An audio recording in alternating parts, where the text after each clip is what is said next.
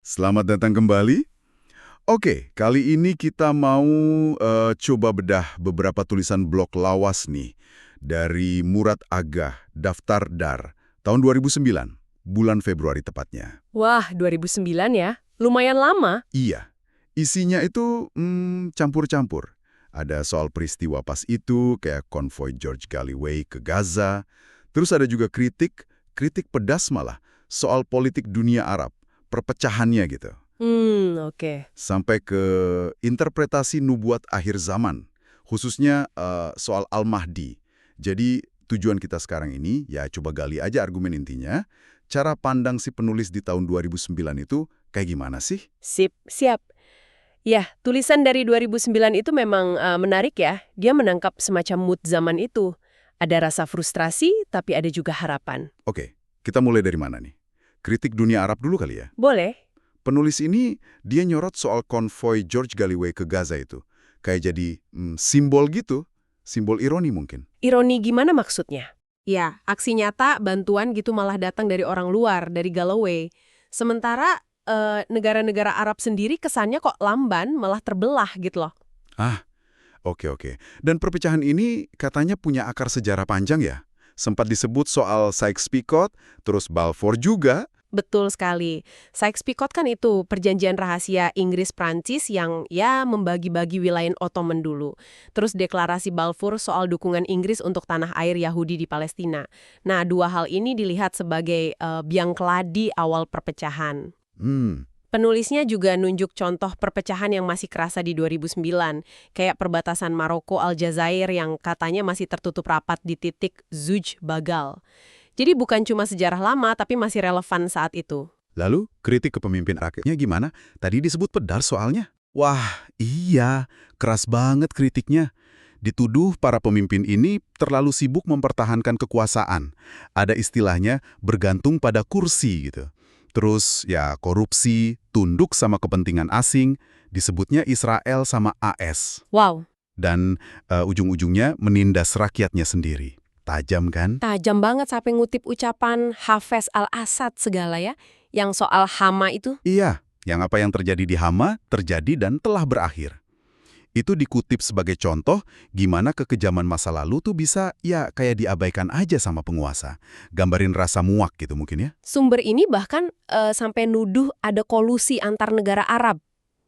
Buat apa? Buat menjinakkan gerakan perlawanan kayak Hamas dan Hezbollah. Bener gitu? Itu interpretasi penulisnya, ya. Jadi di balik layar negosiasi atau misalnya rekonstruksi pasca konflik kayak di Gaza waktu itu, dianggap ada upaya buat meredam perlawanan itu dari dalam. Menarik. Ada juga semacam ratapan historis gitu. Soal pengkhianatan Arab terhadap Kesultanan Utsmaniyah dulu. Sampai ngutip pepatah Turki, tahtadan masya olmaz, Arabtan pasya olmaz. Artinya apa tuh? Artinya kira-kira kayu nggak bisa jadi penjepit bara api, orang Arab nggak bisa jadi pemimpin, pasya. Ya, ungkapan kekecewaan lah.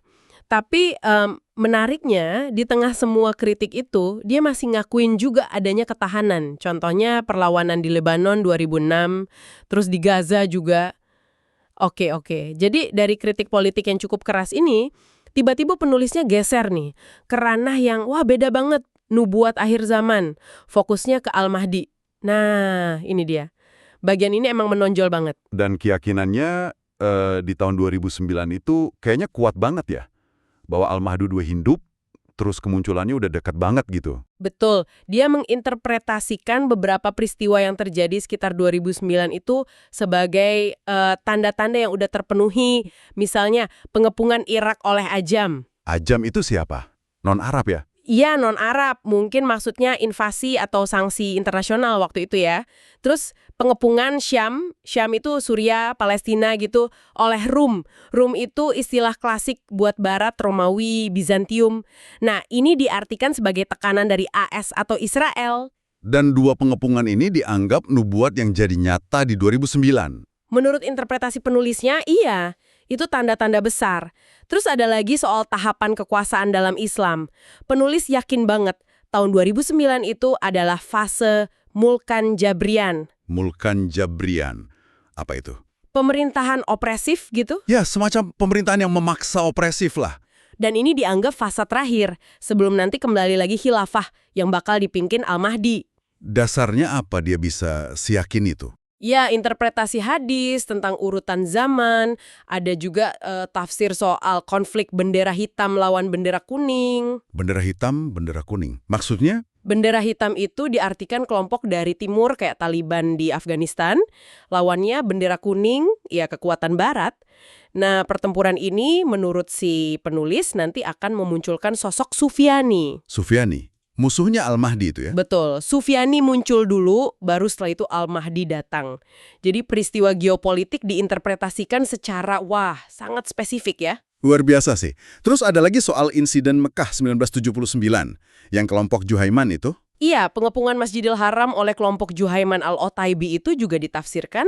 Katanya itu penggenapan nubuat soal terbunuhnya seorang Aid, pencari suaka di dekat Ka'bah. Dianggap salah satu tanda awal juga. Dan yang paling detail mungkin soal suksesi di Arab Saudi ya. Gimana tuh ceritanya? Nah ini, penulis mengaitkan wafatnya Raja Fahad, terus naiknya Raja Abdullah dengan hadis tertentu yang lumayan populer lah di kalangan yang mendalami eskatologi Islam. Hadisnya bilang apa emang? Hadis itu nyebutin soal kematian seorang raja, terus digantikan raja bernama Abdullah. Nah, Abdullah ini di hadis itu disebut lemah. Dan masa pemerintahannya diramalkan singkat sebelum nanti ada peristiwa besar. Terus? Nah, naiknya Raja Abdullah di tahun 2005 itu dilihat pas banget sama nubuat ini. Bahkan ada kutipan yang bilang dia bakal digulingkan setelah 2 tahun. Tapi penting banget nih buat kita garis bawahi ya. Gimana? Ini adalah interpretasi spesifik penulis di tahun 2009. Berdasarkan pemahaman dia terhadap hadis itu waktu itu. Bukan berarti ini laporan fakta atau ramalan yang pasti kejadian ya. Oke, dicatat. Ini murni interpretasi sumber dari 2009. Penulisnya juga nyantumin sumber lain kayak manuskrip gitu ya. Ada Al-Ja'far juga disebut. Iya, ada nyebut manuskrip, termasuk Al-Ja'far yang sering dikaitkan sama tradisi Syiah.